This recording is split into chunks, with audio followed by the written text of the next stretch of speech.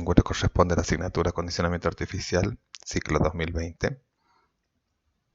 Avanzando dentro de la temática de la asignatura, veremos en esta oportunidad aquellos temas relacionados con el acondicionamiento acústico. Dentro de ello, en primer lugar, tenemos que bucear un poco dentro de los fundamentos físicos del sonido, que son los que demandan luego la actividad dentro de la acústica. Respecto del sonido, decimos que se define como sonido la sensación que se produce en el cerebro por la acción de determinadas oscilaciones de un medio material y elástico, generalmente el aire, que existan en nuestro órgano auditivo. Es decir, son ondas que se transmiten, ¿sí? Esas oscilaciones son ondas que se transmiten a través de un medio material y elástico, como es el aire. Es decir, no se propagan en vacío, por ejemplo, como sí ocurre con la radiación electromagnética. Entonces, repasando un poco esos efectos de la energía sobre un medio material elástico, diremos que la frecuencia de las ondas es de una función periódica en el tiempo, sea o no sinusoidal, es decir, en este caso de vibraciones mecánicas, es el número de ciclos completos de esta función, ¿sí? Por unidad de tiempo, es decir, por segundo. Es decir, cuántas veces se da un ciclo completo de esto en un segundo. Y entonces la unidad de medida es el ciclo por segundo, al que denominamos Hertz. Otro elemento a tener en cuenta es el periodo, es decir, el tiempo que dura esa oscilación completa y que se expresa en segundos. Y finalmente nos interesa también saber a veces la longitud de onda, que es el espacio que recorre por la propagación a la velocidad c en ese periodo t que hemos definido. Y entonces, lambda será igual a la velocidad c en relación a la distancia en el periodo t.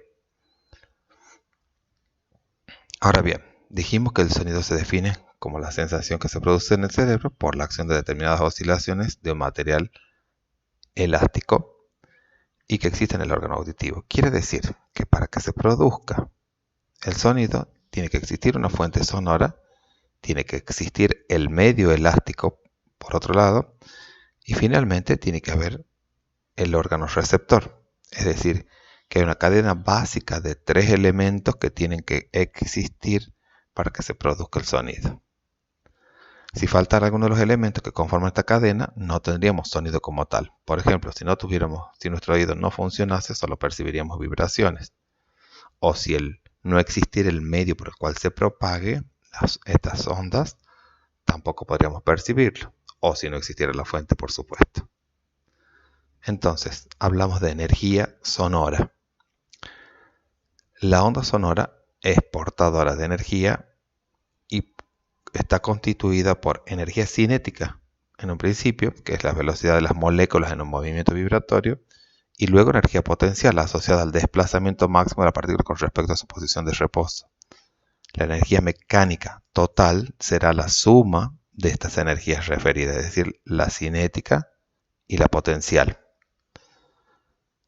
Ahora bien, la cantidad de energía liberada por una fuente sonora en la unidad de tiempo se denomina potencia acústica. Quiere decir que si hay una fuente y libera energía en relación al tiempo, esa será la potencia acústica de la fuente y se expresa en watts. El otro concepto es que si analizamos la energía sonora liberada por unidad de tiempo y superficie, estaremos indicando lo que se denomina intensidad acústica, que sería watts por centímetro cuadrado. Es decir, la fuente sonora, considerada puntual, emite esas vibraciones a lo largo del tiempo, ¿sí? Y si yo considero esa frente de ondas como una superficie esférica donde impacta en algún momento esta energía liberada, estaré considerando vatios por metro cuadrado y esa es la intensidad acústica de esa fuente a la que nos estamos refiriendo. Hay relaciones entre potencia acústica que hemos definido, como cantidad de energía en relación al tiempo, e intensidad acústica, que hemos definido como potencia en relación a una superficie. Y también el concepto de presión sonora. Entonces, definida la intensidad acústica como energía sonora en la unidad de tiempo y superficie, y vinculándola a la superficie esférica, la relación entre intensidad y potencia acústica está dada por las siguientes relaciones. La intensidad es esa cantidad de energía, ¿sí?, dividida en la superficie de la esfera. O bien, al revés, la potencia sería la intensidad multiplicada por esa superficie.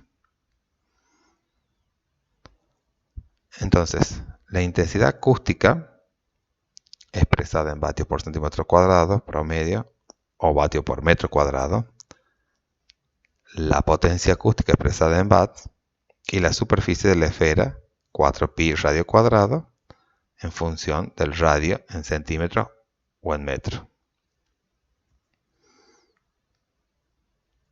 Estas son las relaciones que rigen a las funciones de intensidad y potencia acústica.